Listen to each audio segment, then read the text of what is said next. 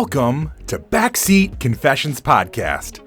Slide into the backseat as we listen to mostly anonymous strangers tell us stories from their lives. I'm a rideshare driver in Atlanta, and the people getting in my car have absolutely no idea I'm going to ask them to share. My commitment to you is to tell at least a snippet of virtually every story recorded in my car in the order they were told to me. My hope is that you laugh, cringe, cry, but mostly connect to these amazing people. You may find a piece of your own story or just feel more connected to the rest of us. Join us, won't you? So, hey, my new friend. This is an adult podcast. Themes and languages are definitely not suitable for everyone. Listener discretion is advised.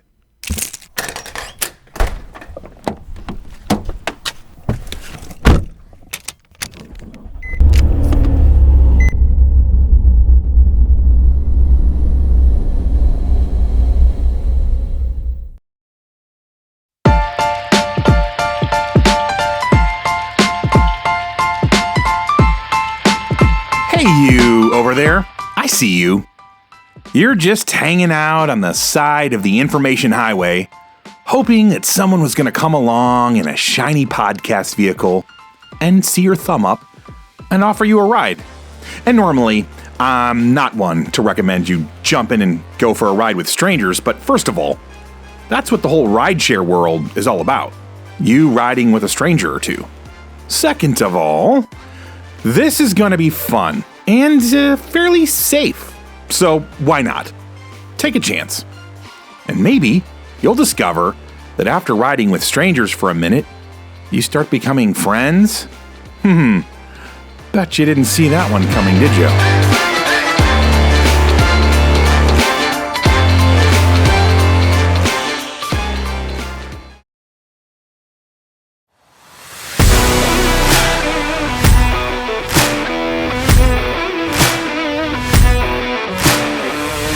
Kicking us off today is a story about making mistakes and not regretting them. And besides, is it really a mistake if all that happens is you get kicked out of a fraternity, but you end up with a cool experience? Story number 152. Saturday, February 13th, 2021, 10:42 p.m.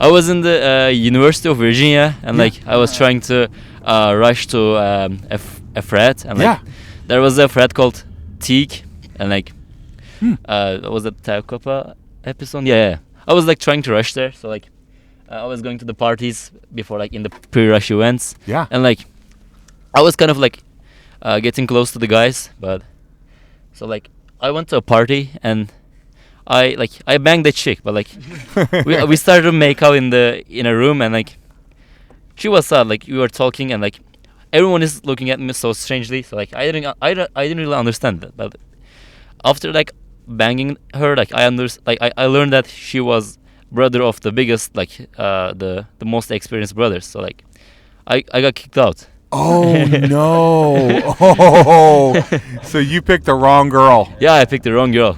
Oh. I don't regret it. So it was a good time with her. It was a good time, yeah. Yeah, okay, but her brother he was not happy. He was not happy. Oh my gosh. Oh, that's a crazy story. Have you guys kept in touch with each other since then, or was it kind of just this a one-time fling? One time thing. Okay, very, very good. Well, Stuart, thank you so much for sharing. You're welcome.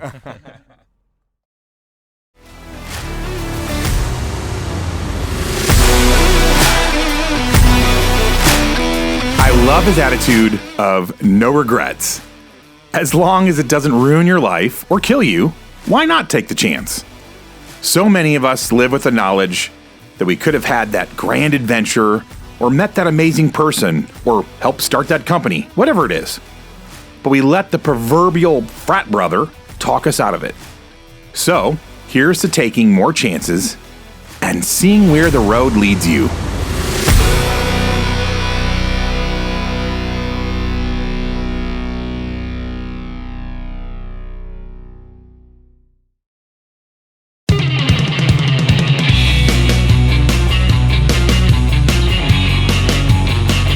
This rider was friends with the last guy, and he shares another story about an encounter with a lady, but his goes in a decidedly random category.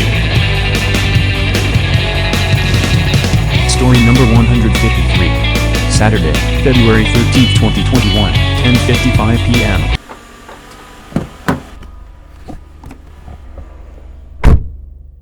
So I was with my friend in a bar. He was talking to some girl. Yeah. They were two. So I started talking to the other one to help him out. Yeah. Then we were talking, but she's acting a little weird, and I don't know her. So Yeah. I'm trying to get to know her. We're talking. She got my snap and stuff. Yeah. And then I was just saying something. She said something I don't understand, and I want to know her. Yeah. So I said, "Do you want to go to the balcony?" She said something I didn't understand again. So I asked her, "Do you want to go to the balcony? I can't hear you." Yeah. Then she grabs my hand, starts taking me somewhere, but we're not going to the balcony. Right. I don't know what's going on. Then she talks to the security guard, and I find out that we're in the restroom. We hardly get into the cabin. It's so small. And then we close the door. She says, "Turn around." I'm like, "What? Wait, what are we doing?" And I'm the guy. Why am I turning around? But I just go with it. Then she gives me her coat. But I'm like a little scared, so I still look behind. Yeah. And then she just starts peeing out of nowhere. On you or in the toilet? No, in the toilet. Okay. Luckily, in the toilet. Yeah. So I'm like, "Why am I inside? I can go out if you want." Yeah. But she's like, "No, you wanted to be here." And I said, "No, I wanted to go to the balcony." Yeah. Yeah, not the bathroom with you. Yeah. Like, what? That is so funny. Yeah. Wait, if that's all that happened? She just like peed and then you she guys just left the peed, restroom. and then we went out, and then she said, "Yeah, we danced a little more," and then Okay. that was it. Oh my gosh! I was like, How what freaking random. happened? Like, Yeah. why did that? What is the point of that? Yeah, That's that was a amazing. weird night. That's a weird Yeah, night. I yeah, love it that was. story, dude. That's so freaking random. Huh. Yeah. Eduardo, thank you so much for Thank that you. story.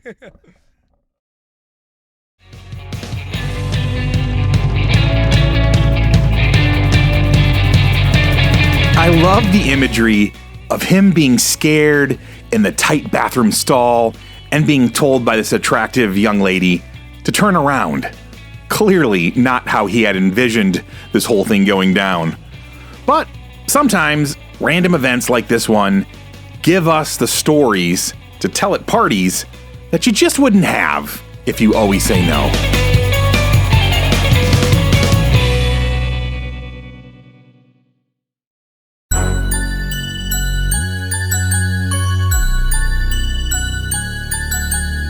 Our next writer shares two firsts story of being in Colorado on her first ski trip at 40 years old and trying an edible for the first time.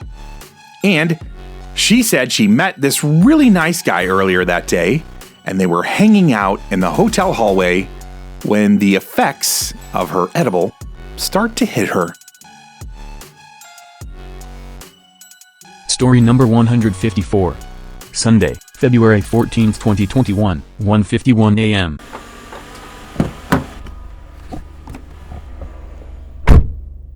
I took an edible Uh-oh. with him. Uh-oh. We were in the hallway. Yeah. We both had roommates. We're like, "Hey, let's take edibles." I had never done edibles, weed, or anything. Yeah. And so we're talking, like having deep life conversation. All of a sudden, I noticed that my tongue felt extremely heavy. And I was like, "What the fuck?"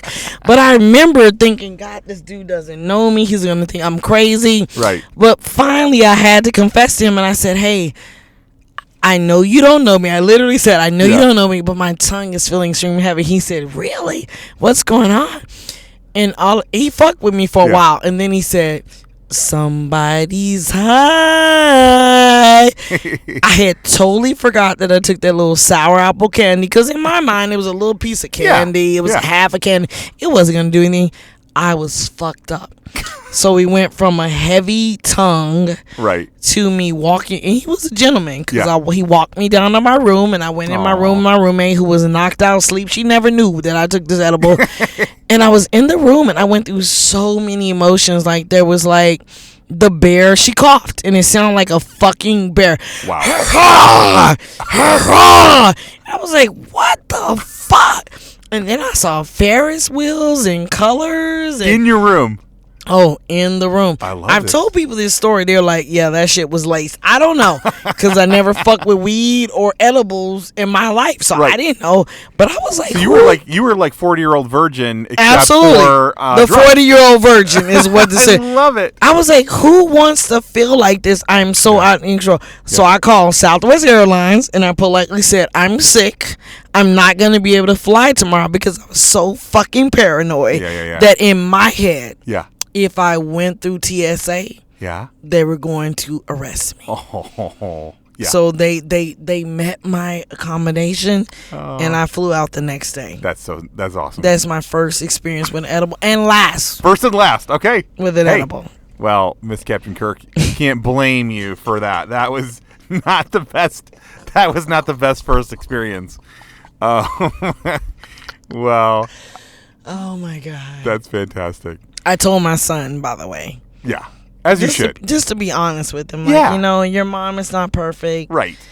I mean, But look she like I did got it all at together. 40, which is the key That is the big difference, to isn't it? success. Because you knew your boundaries. I was grown. You're a grown woman. You're able Absolutely. to call ahead to the We're grown people. airport and say, you know what, you guys, I'm not showing up tomorrow. Reschedule me. You're able to, yeah.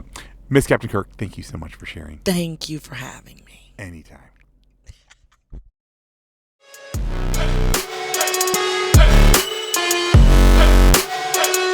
So, I guess this is another of those stories of at least trying something once. But in her case, once was enough. And from what happened to her, I think I'd probably come to the same decision. No more edibles for me, please.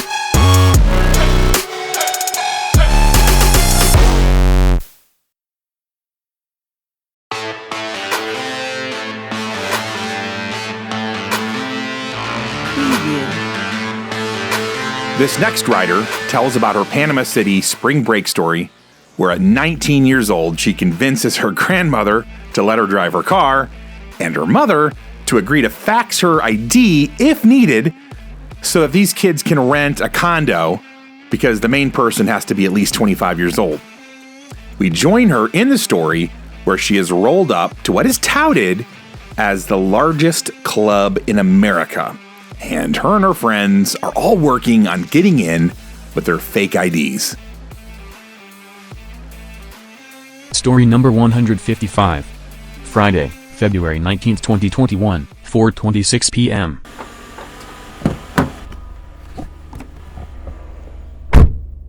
I'm the only one who doesn't get in. Like, there's 10 of us. There's guys, girls. There's a whole group of us. I'm the only one that doesn't get in. And you're Everybody's you're the ringleader. You've I'm the driven ringleader. everybody. Like, no one is even down here Yeah. except for my condo and my car. So why the heck am I not getting into this place? So, okay, cool. So, me being me, I tell everybody, every man for himself, go in, I'll meet you inside. And they're like, what the hell are you talking about? You're going to meet us inside? Like, you know, because why would you go out of town and leave your friend outside in a parking lot in a random place? No, terrible idea. I was like, no, you better not come out here. Go in there. Like, everybody had gotten their hands stamped, like, Yeah. fakely drawn on, because after just knowing what stamp to put on, it was crazy. Everybody got in but me. So about 15 minutes later, where do they find me? On the dance floor. No. How did I get in? Ooh, Okay, so I'm in this dilemma. I can't get in. I'm underage. They know my face. What do? Do I just go back to the condo? Do I just sit in the car and wait for my friends to get out? Right. No. What do? I see a door. Uh-huh. A weird side door that's like very sketchy, and I just like decide I'm just gonna go in that door. Yeah. So I go walking through this parking lot. There's sand everywhere because it's near the beach. Oh my And I just gosh. open up this random door. Yeah. And it's this weird dressing room, and there's this sign that's like 3-6 Mafia dressing room, and I'm like, 3-6 Mafia, like Juicy J was here, like I don't know what's going on. Yeah. So this was back when all the bands will make her dance, I guess. They had performed there. Yeah. So I just walking through this basement of this club, like I hear the music, so I know everybody's upstairs. Right. And I'm just exploring Yeah. without a care in the world. Love it. It was like an episode or like I don't know what this was, but it was like an episode out of a movie Yeah. or some kind of Broadway play or something. It was bizarre. Yeah. And so I get to the top of the stairs and I'm like, okay, if I open this door, what if I'm literally in the employee area? Ooh, okay, yeah. whatever. I'm just tell them I'm drunk and lost. Okay. Right. So I open the door and I'm out by the pool. I'm like, dang. Of course, this is the biggest club in America. So like, there's a lot of clubs inside of here. So I am wandering around this crazy club in this weird Florida spring break place. And I have just come up through the basement, some dressing room. I'm just wandering around some pool. Finally, I see the club. And I'm like, okay. And I just literally slide in through some weird back door. Wow. And my friends literally will tell you the story. Like, we didn't know where she was for like 30 minutes. We look up. She is in the middle of the dance floor, like dancing, just as if she was supposed to be there. That's incredible. So, well, and you're right, though. It is about being persistent. Right, it's right. like not give. It is the don't ever give up. I love that. Oh I could never live that story down, by the way. That happened my amazing. second year of college. Yeah. And not to reveal my age, but it's been No. over a decade, and they still tell that story. So You do not look like you're a decade out of college, oh by the way. yes, Wow. oh well, yes. keep using that face cream. But wow, that's an amazing story. I love Thank it. And you. it really is like, there is like the funny part, and then there's the inspiring part. Yeah, like the don't give up. and it's just like so me because it's like, okay, so you were just gonna be lit at all costs, Right. Yep, pretty much. And I love that you got your mom and grandma Right. in on it. That's Right, also a little mind blowing. Man. Well, In my defense, I didn't do anything bad on the trip, or Yeah. I would have made them proud. I had a Yeah. good trip. It was innocent fun. Like, love that. Yeah. You never hear that in college, but it No, was, you it was a don't. good trip. It was girls and guys, and we were just really like legit having fun. Like it was That's it was so good. cool. Yeah. Amazing. Yeah. Well, Peaches, thank you for your story. Thank you for having me. Yes, ma'am.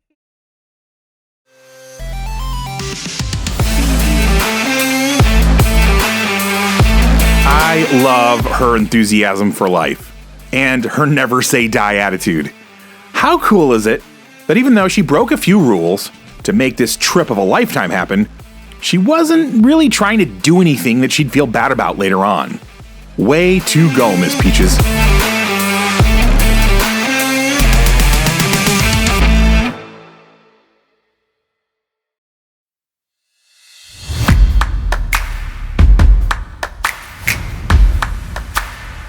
This next is a short story of how a birthday activity didn't quite end as planned.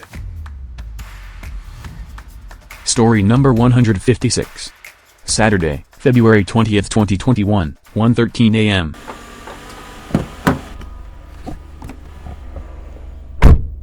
My story is last year I went with my family to Yellowstone National Park. and Love it was that place. amazing and great. Yes. But it was also my birthday, and I think I was having like a quarter life crisis, Okay. if you will. Yes. And we were all snowmobiling, and we were turning the corner just to like put our snowmobiles right in the park, and I completely flipped it on myself. No. And completely broke the entire snowmobile. Oh, but you didn't die. No, that was fine. Wow. That's pretty boss. How was the insurance check? Right. My dad had to eat it. Ooh, God. Well, hey, snowmobiles can be replaced. Yeah. Right. You're a little harder to replace. No, but it was worth it. It was fun. But I was hot dogging it because it was my birthday. You know, as you should. Not all things end in fairy tale endings. You know, sometimes the sleigh breaks. What are you gonna do? Yeah, true. Well, Jane, thanks for your story. I appreciate it. Thank you so much. Absolutely.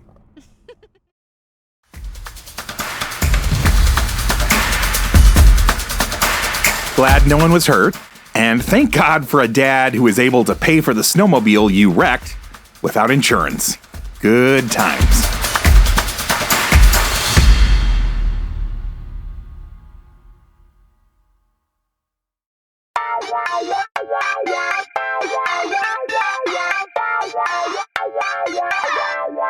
So this just happens to be the second story on our ride today together. that involves some spring break challenges. Except in this one, it's not just a domestic trip, it's international. Story number 157. Saturday, February 20th, 2021, 3:56 p.m.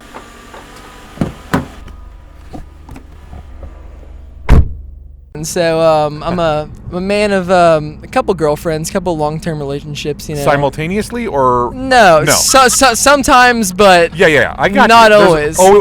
Occasional overlap. Yeah. So my best one is though. So I was a junior in college, and I was dating a girl from another school. Yeah. We met at a football game. The rest goes down the road, and then Christmas breaks comes, and then she's studying abroad. Okay.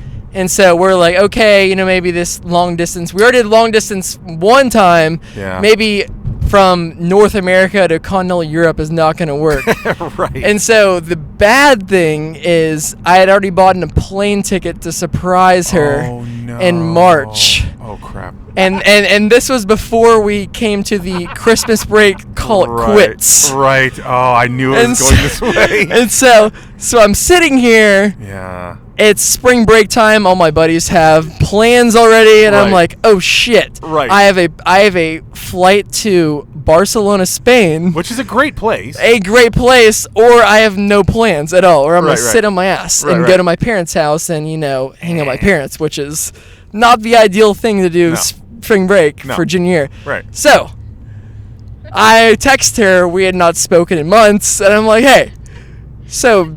What's the deal? Do you care if I just show up on your doorstep in Barcelona? Nice. And so, even worse, I'd booked a flights and a Amalfi Coast, Airbnb overlooking the coast, romantic thing. Couples massages. It was chocolate. It was the whole 9 yards. Oh my god.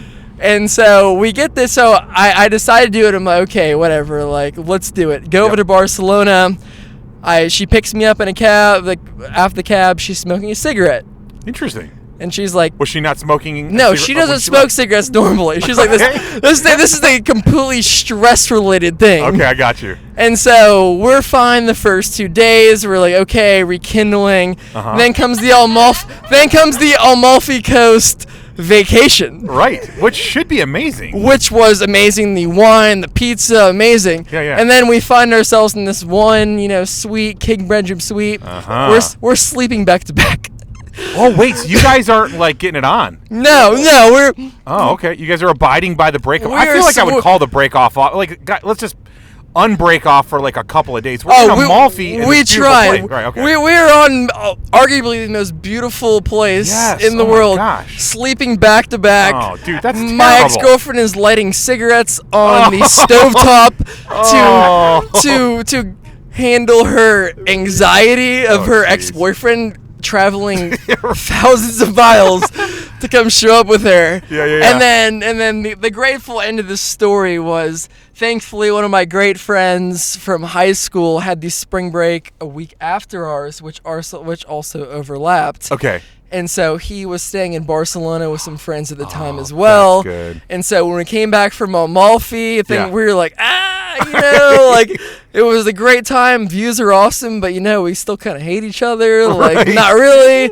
And so I got a couch to sleep on for the rest for the next 3 days until I flew back stateside. Well, and hopefully once her stress point, i.e. you, was out of her life, did she drop the habit, or is she now a chain smoker? I don't keep up with her, but I think the stovetop lit cigarettes were a one-time deal. Okay. It was situational habit. Very. I think it was. Oh, here's my ex-boyfriend showing up at my doorstep, thousands of miles away. Right. You know what?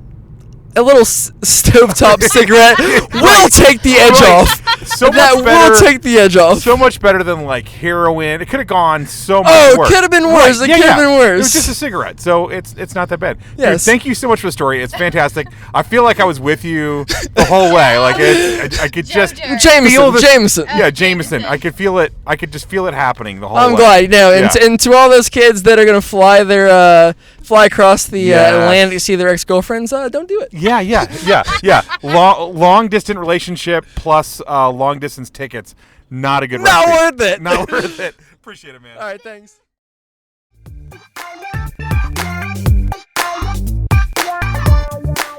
So yeah, don't buy vacation trips well ahead of time for the person you're dating in college. You might not still be dating when the actual trip rolls around.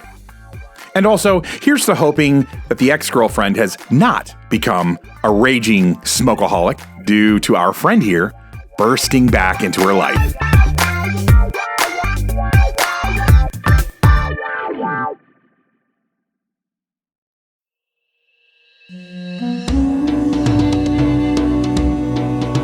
This next conversation is kind of a longer and wide-ranging convo, but it touches on things I'm passionate about, and also some subjects that I'd like to see more Americans begin to wrestle with. Story number 158. Saturday, February 20th, 2021, 3 a.m.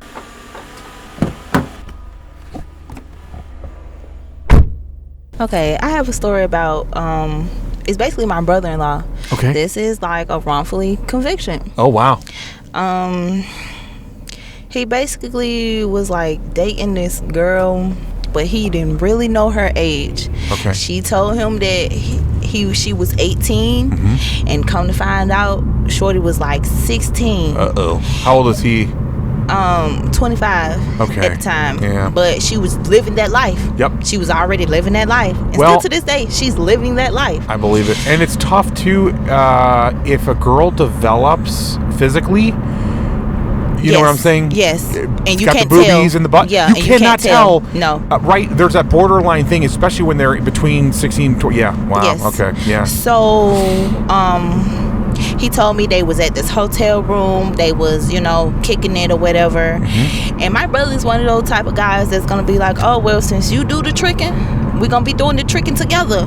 And he was like one of those people. Oh, and gotcha. so one day they said it was an undercover cop outside, and I guess he tried to pull a trick, had to do the thing, and they got busted. Oh, wow.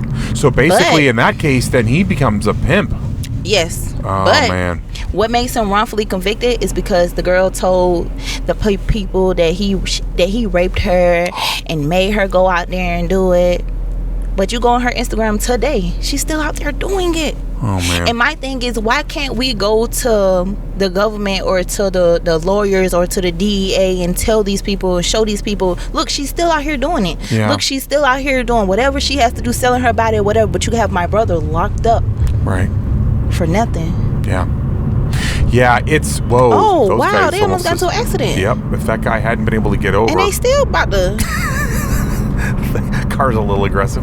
Yeah, it's a really... those are tough because I think part of what they're trying to do, and again, the government does literally a horrible job at this. So but the intent behind it, which I do agree with, is you'll get these young girls, and I've actually had one of the girls I interviewed is really heartbreaking. She was she was 20 years old, and she had escaped her second pimp, but she had started in the life at 14 years old. And if you follow their stories, most of the girls that get into the life really young, and by the life, of course, if you're not familiar with that as the listener, the life is basically in the prostitution game. That comes from a lot of abandonment. Abuse. It comes from not having a real parent in the home. It comes from not having a father. It comes from not having even a grandmother to love them. Because they don't have nobody, so they look towards the streets. Absolutely. See, I'm only just 27, and I can just tell you so much stuff that I just know about the streets that I don't even have nothing to do with.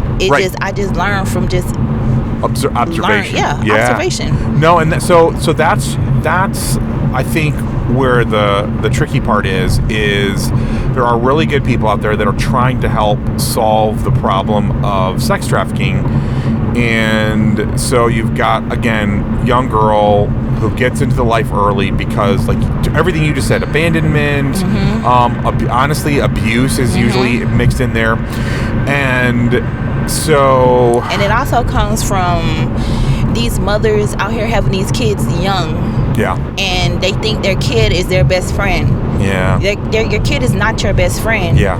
You know, you can't raise your kid and think, oh, we're gonna go to the club together, or we're gonna do this, we're gonna smoke, we're gonna drink together. Yeah. And now, boom, your kid is missing. Yeah. Because your kid wants to be grown. Yeah. And she's 13 and 12. It's not cool. No, it's not cool. And now she's pregnant, and now you're yelling at her and want her to have an abortion, but you show her the way.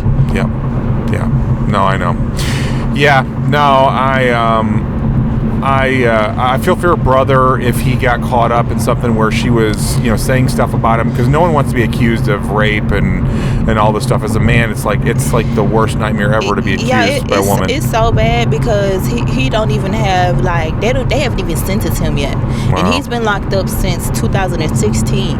Oh, wow. And he hasn't even been sentenced yet. Yeah. He's in prison, but he's not sentenced. Like, how long is he's gonna be? He's still waiting on a court date. He's still waiting on his lawyer. Right. Like, everything is bad. Yeah. And then with Corona, court dates and stuff got pushed all the way back. Totally.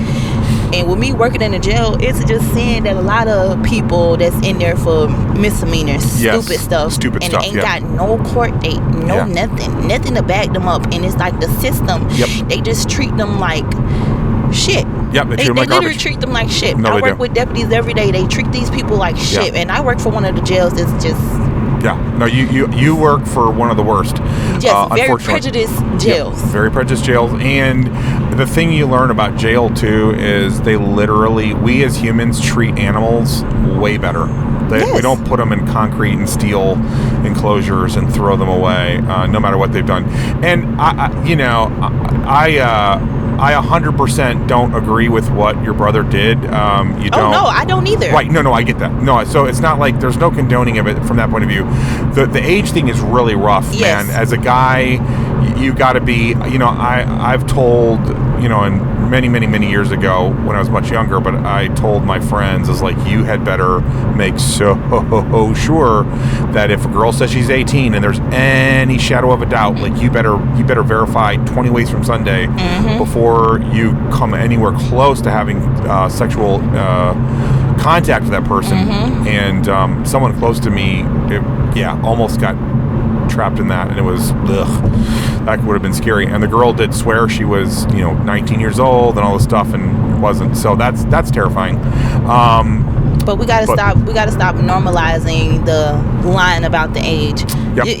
I pick up kids, I swear to God, this is no joke, I pick up kids from the Buckhead, all those bars on there. Many times I've picked them up. When they get in my car, now they're drunk, okay, and they're admitting to me that they're only 16, 17 years old. Oh, my God. No, yeah, and they've been drinking the whole night, and I'm like, oh my God, all these bars in Buckhead could lose their license.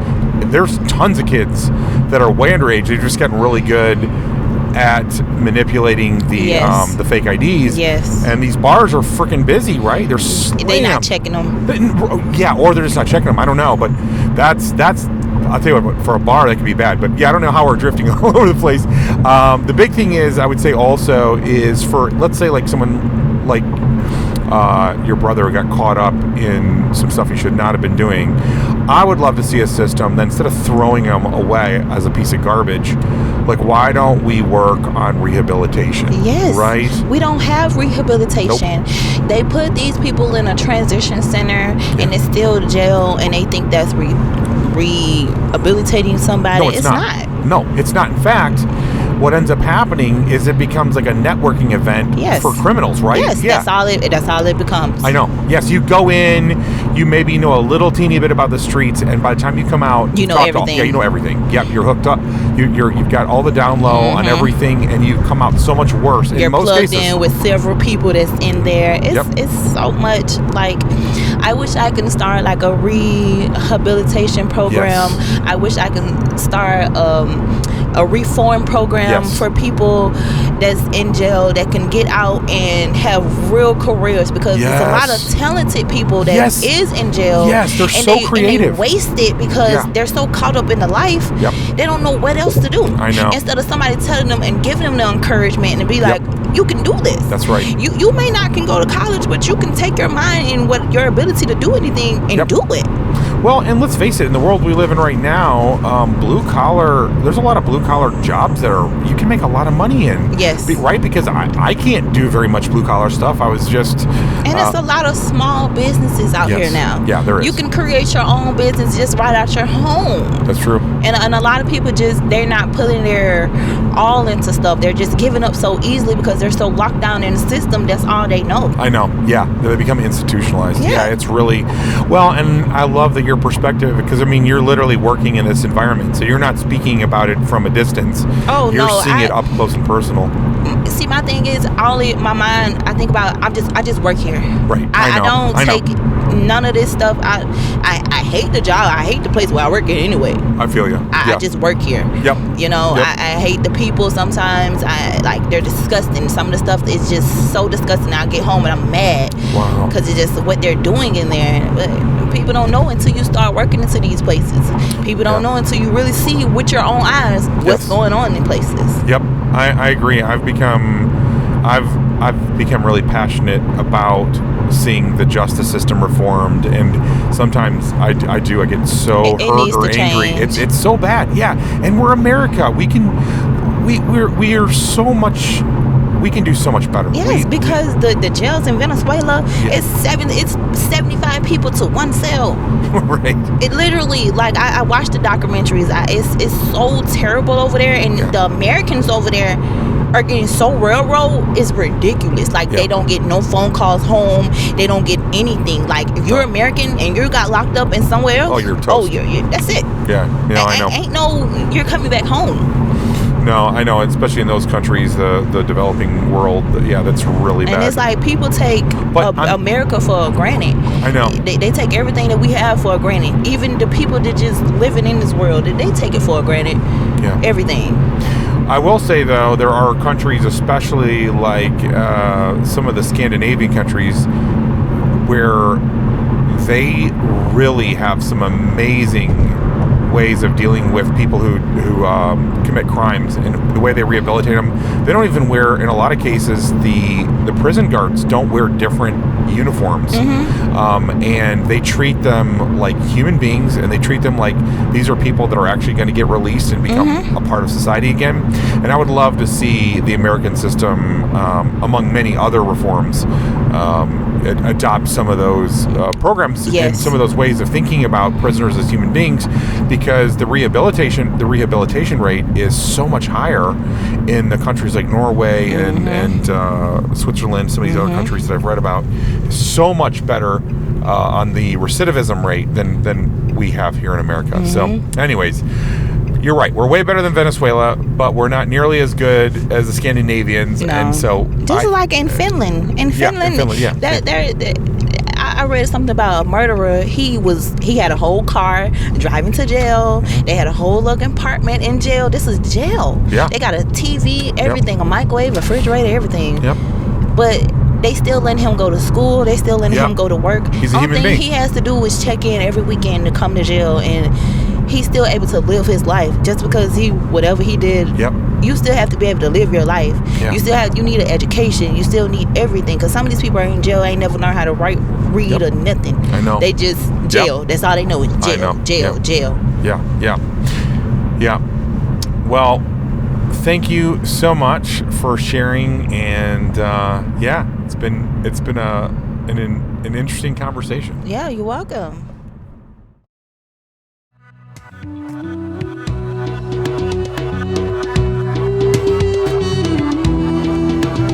I would love to see, in my lifetime, steps being made towards changing our justice system from one that is almost entirely retributive and moving towards something that is restorative.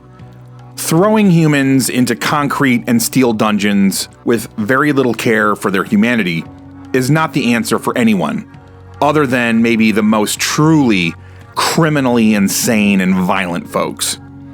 Here's to finding new ways to look at broken old systems.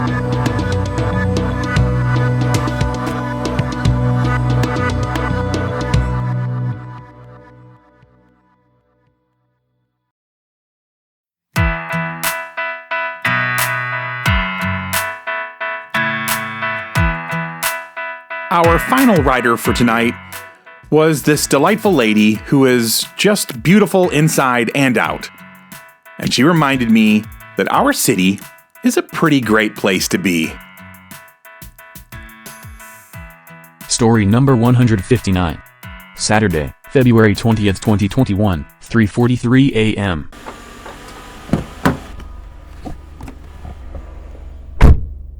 So my story today, I'm not from Atlanta. It's my first time in Atlanta. This is my second day. Wow. Where are you from? I'm from Philly. Oh, go Philly. Okay, awesome. I do love the Atlanta vibe. I love everyone who's come out and enjoy themselves, who's brung their most best outfits, their most best vibes, everything. Yep. And I just love it. Not knowing people and just complimenting how you are, how you dress, or your vibe and everything. It's just, I love Atlanta. It's making me want to move here. Wow, really? That's amazing. Yes. So, because, and it's going to sound like I'm just saying this now, but you really do, you have like a really sweet, kind of genuine vibe about you. I do. Yeah, very, very much so. And you're beautiful and you dress well and all that. Thank you. Absolutely. But are you saying that in Philly you don't normally hear that feedback, and here you worth hearing that feedback? I don't. Okay. Sad to say, people in Philly and like around the area, Delaware, Jersey, they don't give you compliments as much as people in Atlanta. That's interesting. And I love it. Like, I feel like the top-notch female in Atlanta. Like, I am $1 million female in Atlanta. Yeah, that's so because cool. of their compliments. Oh, that's fantastic. Yeah, it's funny. It's one of those things that I probably wouldn't notice because I'm from I've lived in the South for a long time and lived in Atlanta for 6 years, or 7 years now, but whatever. I wouldn't have known or thought that, but that's really cool that you have that perspective coming from somewhere else. Absolutely. That's amazing. Well, I love it, and I love that our fair city is treating you well, and you absolutely are a delightful person, and Atlanta would be a better place if you moved here. I mean absolutely. that. Truly. Yeah. I need to stay here. Yeah. Like, I feel like this is my hometown now. As many compliments and as much as people seen me for myself, like dancing wise, talking wise, everything. Yeah. I feel like this is where I need to be. Yeah. To pursue my dreams, to pursue my love and everything. I love that. So, I mean, let's go there real quick. Tell me a little bit about Ty's dreams and hopes. Like, where are you at with that, and where are you wanting to go with your hopes and dreams? Well, I have my EMT license, my CNA. Like, oh my God. Awesome. Yes, I love going to school. I love learning new things. Yep. But I want to be in the medical field, so that's why I pursue my dreams and everything in the medical field. Yeah. Wherever it takes me, I will follow. Yeah. Anything that helps me help others, I'm going to do it. Absolutely. Yeah. Because I love being in the medical field. I love customer service. I love knowing about other people. Yeah. That's huge. I try. Well, and that's amazing. And obviously, I don't know a ton about the medical field, but from what I understand, someone that you said, did you say CNA? You're a CNA? Okay. Yeah. From what I understand about that whole world is basically if you're a decent CNA, you could move to really anywhere you wanted to in the U.S. Absolutely. Yeah, but there's definitely a huge need here in Atlanta. So, you could probably get a job in a week. And I hope so, because this is my chance to move here. I love it. Ty, thank you for being such a breath of fresh air. I wish all Atlantans were as awesome as you are. And like literally, it's 3:30 in the morning, and I was a little tired, and you've just brightened my whole night. So thank you for sharing. Thank you.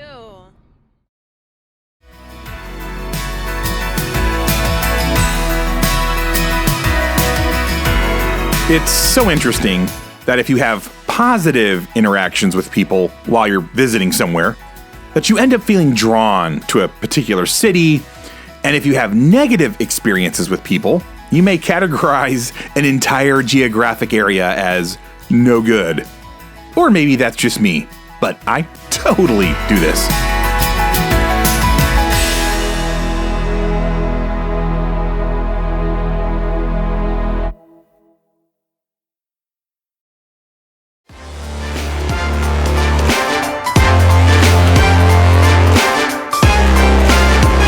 A number of our stories today involved experiences where people took chances, took risks, and had a story-worthy outcome, whether it went well or not. I love that, and in general, that's the kind of life I want to live. One where I'm not looking back and wondering, what would have happened if I had just spoken to that person, or jumped on an opportunity, or had an adventure of some kind. But I think our last rider gave me the true takeaway from our time together on this ride. She was made to feel like an entire city, in this case Atlanta, is wonderful, and she's considering relocating because people saw her and were kind to her and complimented her. What if we all committed to stepping up our game and really made more of a conscious effort to see each other and lift one another up? How would that change the atmosphere of our cities and towns?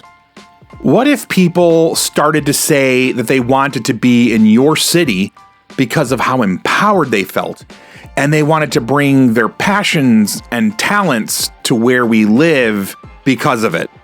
It might just start to feel a little bit more like a slice of heaven in an otherwise difficult place. So that's my challenge to all of us for the next month. Let's practice lifting people up whenever we can till it becomes a habit. And maybe, just maybe, the positive energy will spread until the places that we live and go become a little bit more kind and generous. Okay, my friends, I believe in you and that you can make a difference.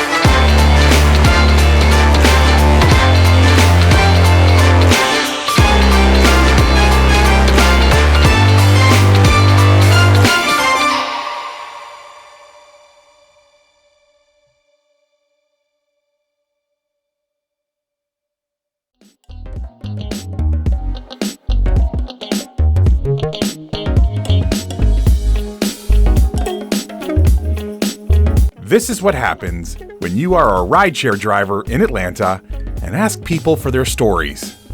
These weren't handpicked people with great stories. They just happened to get in my car and be gracious enough to share with all of us.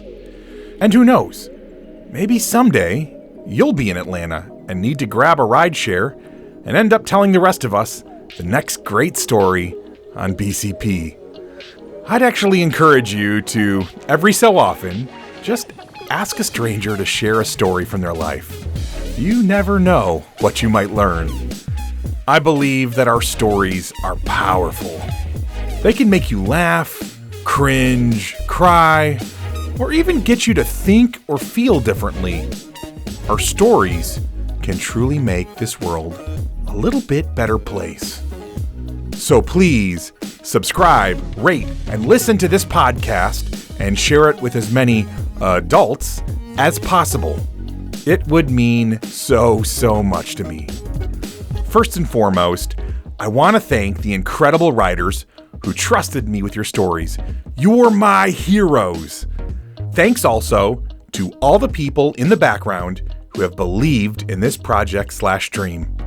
All of the music on this podcast was found on pixabay.com, and it was free, which is an amazing gift when you're starting a podcast on a shoestring budget.